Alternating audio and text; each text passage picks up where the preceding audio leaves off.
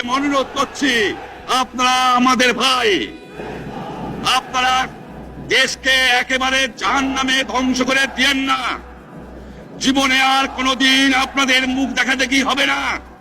যদিও আমরা শান্তিপূর্ণভাবে আমাদের ফয়সলা করতে পারি, তাহলে অন্তপক্ষে ভাই ভাই হিসেবে বাস করার সম্ভাবনা আছে।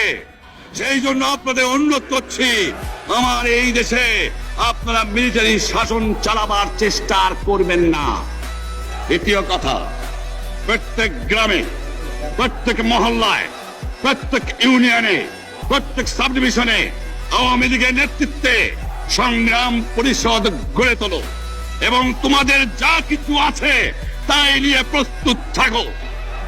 মনে রাখবা, রক্ত যখন দিয়েছি, রক্ত আরো দেব। এই দেশের মানুষকে মুক্ত করে ছাড়বো ইনশাআল্লাহ।